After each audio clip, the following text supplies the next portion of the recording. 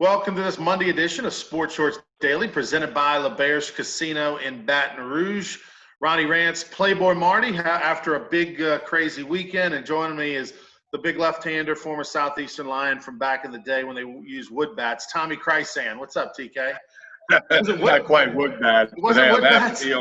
No, we had the old silverback Eastons, but happy to be on Sports Shorts Daily. I've been checking you out, and thanks for having me. Well, appreciate it.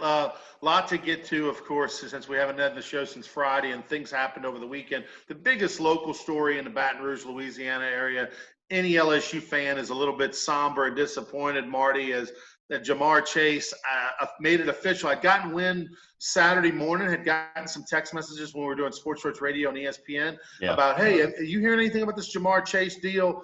It became really more official yesterday as CBS Sports and other outlets started reporting that Jamar Chase has opted out of playing his junior year for LSU.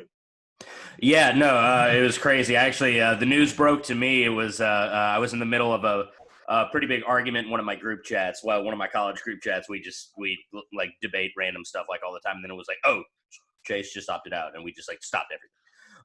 It's disappointing, but I mean, honestly, when you think about it from his perspective, it's got to be the right call. It's top 5. He's going to be a top 5 pick more than likely, definitely top 10.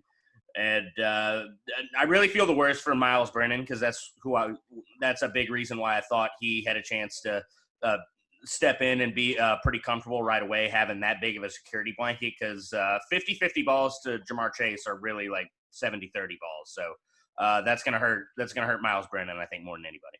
TK, are you shocked that Jamar Chase is not going to play this year? I'm not shocked. Just it's all about the money. I mean, it probably tells me his agent said, "Hey, we'll give you $500,000 right now. You just work out till the draft and pay us back later."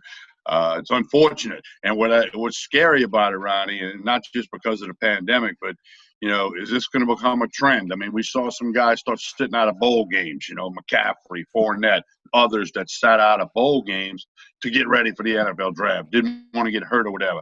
Now we got a guy sitting out, and I don't think it's related to the pandemic. I think, I don't think it is. And now does this become a trend where everybody who, we've seen some other guys running back from Memphis has done the same thing. Do we going to start seeing some other guys? This will be almost like, the college baseball coaches have to deal with the MLB draft and guys signing or not. Now you're going to have college football coaches going to have to deal with these juniors who aren't eligible for the draft yet. Do they sit out the season? It'll be interesting to see how that goes going forward. I'd like to think that this probably has a little bit to do with the pandemic, and here's what I'll say. I think majority is, and I thought Jacques Doucet of WAFB had a good tweet where he basically said, hey, if you're holding a lottery ticket, wouldn't you wait 8 months to cash it too? And I think that's a good perspective. When you're an elite first-round pick like Jamar Chase, clearly the best receiver in the country, and you've got the skins on the wall, you don't really need to do anything other than stay in shape between now and next, April, May to cash that ticket. But I do think that if the pandemic had not happened and we were going into a 12-game regular season with an SEC championship and a chance at a natty, and we were about to start, I think if things were normal and the stands were going to be full, that may have been a little bit too much for Jamar Chase to turn down. But I think in all the uncertainty of the no fans, shortened game. Are we really going to play? Is there going to be a bowl game? I think with all that uncertainty, he's just saying, you know what? I'm out of this. This is kind of weird. I'm just going to wait till next year. Well, here's the thing, too. I mean, as Marty said, he's a top 10 pick. He can't improve his stock. All he could do would be hurt it if, knock on wood, he had a horrific injury or something, then he's got nothing. So, although I know college guys can get insurance, but the point is he's got to do what's best for him and his family. I don't think anybody should judge him for making the decision that he thinks he's best. So now, as Ed Orgeron would say, next man up. LSU's got a lot of talented receivers. Can somebody else step up and can Miles Brennan and the offense figure out a way to fill his shoes? They don't have a choice. So I still maintain there's a tremendous amount of talent on the LSU football team. And it'll be tough to fill Chase's shoes, but you never know. Somebody may do it. Yeah. Trevor Lawrence was actually trending on Twitter right after it. Everyone speculating that he was going to be soon to follow. Do we think there's a chance of that? There's definitely a chance. I mean, there's definitely a chance, but there's something obviously about that that culture at Clemson that's maybe a little bit different. Their top running back, instead of going out after his junior year, decided to come back for his senior year. I think with Trevor Lawrence, there's a little bit of bad taste in his mouth from the last game he played in the national championship. Maybe a little something to prove on his own personal, not to NFL scouts, but to his fans, to the school he loves. I think Trevor Lawrence probably wants to go out a little bit more on top. I agree. Again, we'll see if this becomes a trend. Yeah, I think you're onto something, TK. I think this year, with the way things are, I think it will be a trend. I think maybe some guys will overshoot. Guys always think they're going to be a higher draft pick than they are. But I think you like will the running back at Memphis. I mean, he's good, but right. Okay, we'll see. You mentioned Leonard Fournette a little bit earlier, who didn't play his last bowl game at LSU. Well, Leonard Fournette, after 3 seasons with the Jacksonville Jaguars, where he was the 4th pick overall in the draft back in 2017, Tom Coughlin's first draft pick, actually, when he was the old vice president of football ops, got released. This is a little bit of a surprise, Marty, to me, because he just came off of his best year as a pro, over 1,600 all-purpose yards, averaged over 4 yards a carry. And I know he's a little bit of a pain in the you-know-what, but he just came off of his best year. He looked like he was on some good behavior. Wasn't speaking saying as much out there. He was owed. I was just a little bit surprised that this went down the way it did. I'm surprised. Yeah, I mean, he's going in like 3rd, 4th rounds of fantasy drafts. People weren't expecting him to, have like a bad year, and we're only like a year or 2 removed away from him being like a 1st-round pick in fantasy drafts. And I just think it shows the lack of value that bulldozing running backs that need a bunch of carries have in the NFL now. And I think, we talk about trends. I think when you start seeing a guy's going to be an NFL talent, like, you're done playing running back. You're just not going to play running back anymore. That'd be a stupid financial decision for you to play running back. And yeah, it's just the craziest part of it to me was what Doug Marrone said, where he was just like, yeah, we tried to trade him. We tried to get a 5th, 6th, 7th, anything, and no one wanted. Like, they literally could not make a bad trade for him. There was literally not a trade out there for Leonard Fournette, and that's really the weird part to me. TK, this guy, Leonard Fournette, of course, we know he was arrested in the spring of 2019. Spring of 2019, year and a half ago, he was arrested for driving on a suspended license. We know he had the fight in 2018 with the Buffalo Bills and was suspended for a game, and Coughlin wasn't happy with his attitude on the sidelines and things like that. But these weren't like egregious off-the-field incidents. And this is a guy who, a hard worker who just, again, over 1,100 yards rushing last year, over 75 catches. I mean, there's a lot of value. That's one player. That's a lot of value. Most teams would get 2 or 3 running backs to give you that kind of production.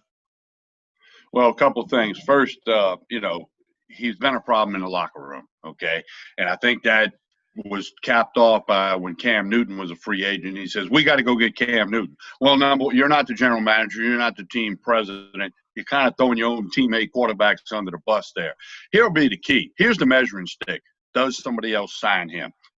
They're trying to clean house in Jacksonville. They got rid of that defensive lineman.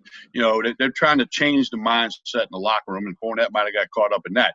But again, the measuring stick's going to be, does another team sign him? If he goes unsigned, then nobody wants his attitude. If somebody needs a running back, they'll go ahead and sign him. But as Marty said, running backs are a dime a dozen now. It's not premier position in the NFL as it once was. And, guys last 2-3 years, and that's it. And they get another running back. The days of seeing Barry Sanders and Emmitt Smith and these guys play forever as running backs, that's different. The NFL's a different football game now.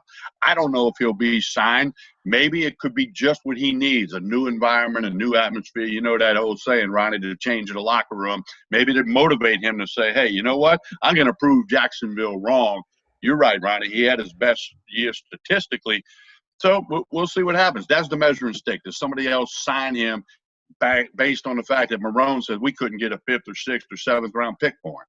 Well, if he got placed on waivers, he's every team, of course, in the league will get a chance to claim him. If he gets claimed, he's going to be owed, I think it was like a little over $4 million. 4.2. Yeah, so he's going to count $4.2 million. Somebody's got to pay him $4.2 million if he's claimed on waivers. If not, he'll be a free agent, and of course, he can negotiate whatever.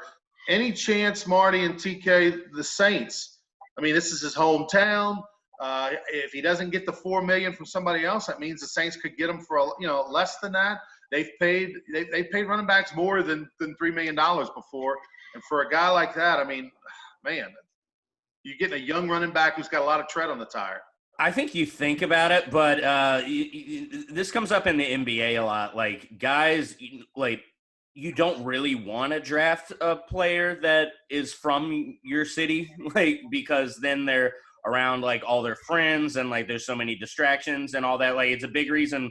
I don't know if it's a big reason why the Saints didn't want Tyrann Mathieu, but, like, it's what I was thinking. Like, get him as far away from the South as possible, and they did, and I think that was big for his career. So I think if you're the Saints, you obviously have to, like, look at it and think about it for a second, but I don't see it happening. And I think they like Latavius Murray too much. The Saints or no NFL team cares where their guy is from. He wants to know if they can go on a 55-man roster and help him win a football game. Sean Payton has demonstrated the fact that he does not like bad attitudes. I'd be surprised if the Saints signed him.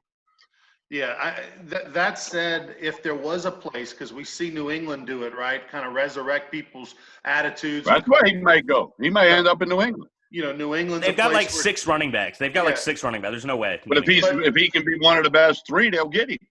I don't see if he could go to New Orleans, there's no question that first off, you're talking about an organization, Jaguars, which Jacksonville's a terrible organization.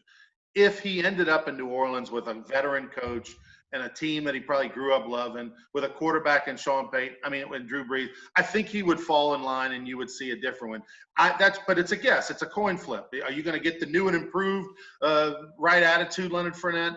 And you could probably get him for $2 or $3 million, which would be a tremendous value for somebody that can rush for 1,000 yards in the NFL. I don't know. We'll see. It'd be fun. Well, you could say in New Orleans, he might sell some tickets, but they're not selling any. Right. Yeah. Wrong year for him to be a free agent. Right. TK, one little last topic before we let you go. John Thompson passed away, the old Georgetown coach, 78 years old, and it's in the same week we lost another legend, and Lute Olson. These are 2 national championship coaches. Lute Olson had been to 4 Final Fours at Arizona. John Thompson been at 3 Final Fours at Georgetown. Of course, he coached Patrick Ewing and Allen Iverson and Alonzo Mourning and so many others. Your reaction to John Thompson's passing? Well, he's a guy that, did it his way, didn't care what people thought. And I think he was one of the key guys, especially if you go back into the 80s, that started bringing parity to college basketball, where you could have these mid-majors rise up, or these Cinderella stories, or like Dale Brown and the Tigers, 11 seed making the Final Four, because he built that Georgetown program and he recruited, great players. And so I think he helped tip that scale into parity in college basketball, where now, George Mason went to a Final Four, Butler. I mean, those things didn't happen before. So John Thompson, on and off the court, didn't care what people thought. He spoke his mind, and I think he did a lot for college basketball, and he certainly did a lot for many, many student athletes. Yeah, what he had going on in the 80s was unbelievable. I'll tell you a quick little story, Marty. I was in high school. LSU basketball took on Georgetown in the Superdome. Yep. And I believe, Tommy, that was 1988, I believe. It might have been 89. It was either 88 or 89. They played each other, and they were trying to set the record for largest regular season game in history. And so I jumped on a bus with my Menard High basketball team in Alexandria. We drove down to the Superdome. We sat in the nosebleeds. We got the free Shoottown tickets or whatever. We sat in the nosebleeds. I had my yellow foam finger, when the foam fingers were a thing, and watched that game. And there were over 60,000 people, I believe, in the dome that day. And LSU had no business winning that game, and they did on a Ricky Blanton put-back layup on a missed shot. Lyle Mouton had a big game that day, the former baseball player who played basketball at St. Thomas More High School. And LSU beats Alonzo Mourning. I think did they have Mutombo? I don't know. I think they had Mutombo maybe or something. They had both of them at the same time. They didn't have them at the same time. Okay. I think they had both of them at the same time, and Charles Smith, I believe, was the guard. They were loaded, and LSU had no business beating them. But Dale Brown was able to, 60,000 people on his side, and that just was one of those days, man. I'll always remember. You could barely see the court, but it was fun. That's a hell of a story. Right. Before we get out of here, I want to mention my podcast. Yeah, just past 20,000 listens last week. Talking Sports with TK. It's available on all the major platforms: Anchor, Apple, Spotify, TuneIn, iHeart, you name it. Just search for Talking Sports with TK. And got a new podcast coming out later today. Put one out the other night. Going to start making them more frequent now that sports world's kind of getting back in gear. But please check it out and like it and share it with all your friends. Talking Sports with TK. And also follow Tommy on Twitter at Tommy Krysan, Krysan. TK, thank you very much, man. Appreciate it. Thanks for having me. I enjoyed it. All right, we'll talk to you later. Tommy Krysan, he'll be a guest from time to time here on Sports Shorts Daily. Marty, a little segment we're going to start each and every week, every Monday. It's the best and worst of the weekend. There was a lot happened this past weekend. And what was your best? My best was the game of golf in general. You stole mine. Oh, yeah. It was just we can have the same one. It could just be a golf discussion. So just that it was a very good tournament for the golf is boring crowd to have been watching. I mean, DJ drains that 40 footer on 18 to force the playoff. Rahm hits his tee shot into the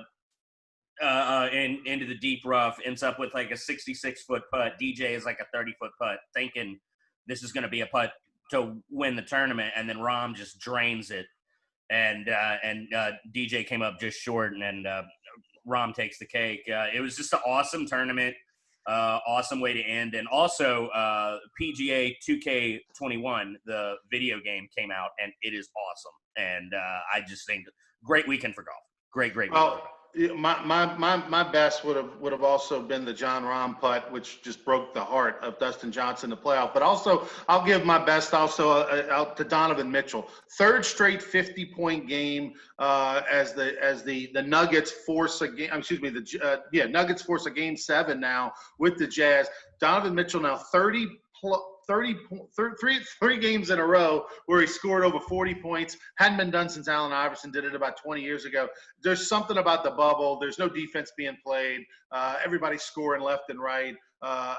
Jamal Murray, rather. I'm sorry, I said Donovan Mitchell. Jamal Murray of the Nuggets. 3 straight 40-point games. But hey, Donovan Mitchell also had a 40-point game as well. But you can't give your best of the weekend to a loss. Yeah. But Jamal Murray had 50. He's had, Jamal Murray and Donovan Mitchell look like they're playing a game of one-on-one. And oh, by the way, there's 8 other guys on the court. This is a fantastic series. Looked like the Jazz were going to put it away, but the Nuggets, as the 3 seed, said not so fast, my friend. They've come back, and now they've forced a game 7. Going to be a fantastic matchup. But Jamal Murray, my best of the weekend, as he had another a big game as he scored 50 points. Also, the worst of the weekend. What was it for you, Playboy? This was an easy one for me. Marcus Morris, biggest scumbag in the entire NBA. He had that incident with Luka. He's had many incidents throughout his career. They're littered with them. But early in the series, he stepped on Luka's injured foot, and everyone speculated he did it on purpose. And I'm not saying he 100% did, but I'm done giving him the benefit of the doubt now because he had a really just cheap shot foul on Luka, basically like slapped him in the face like while he's like driving in for a layup. He got a flagrant 2, got ejected, and they asked him about it, and he said I'm not a dirty player. Just when people see me in the hallway, then they're gonna expect a tough matchup, and that's a really ballsy thing to say when a 21-year-old just averaged 31, 10, and 9 on you. So yeah, Marcus Morris. Y'all won the series, but you're not beating the Lakers. Yeah, Doncic still had 38, I believe, yesterday, even though he got knocked around like he was Michael Jordan playing the Pistons in the late 80s. He killed them all series. My worst of the weekend was the passing of Chadwick Boseman, the guy who played the King in Black Panther. Also, my favorite role, Jackie Robinson. 7 years ago, he starred in the movie Jackie Robinson and tragically passed away the same weekend as Jackie Robinson weekend in Major League Baseball, which is ironic. Normally that weekend's in April, but of course with the pandemic got pushed back. And also played James Brown, who I feel good, in a movie. And this was a great actor and only 43 years old, man. And as a guy who's 48, that's scary. And so Chadwick Boseman, who fought colon cancer the last 4 years, actually filmed the movie Black Panther while, getting treatment is just incredible. And so his passing was the worst of the weekend for me. He's Playboy Marty. I'm Ronnie Rance. Don't forget Sports Church Daily each and every week, presented by the good folks over at LaBerge Casino. Thanks to Tommy Krysan, who joined us. You can follow TK at Tommy Krysan on Twitter. Make sure you go to Facebook and like our page, Sports Shorts, and and finally go to YouTube. Subscribe. Go to Sports Shorts, hosted by Ronnie Rance. Subscribe to the page, and you'll get the videos each and every morning that Marty and I do. Playboy Marty. We'll see you next week. Have a good one. See you tomorrow. Have a good one. Yeah, right.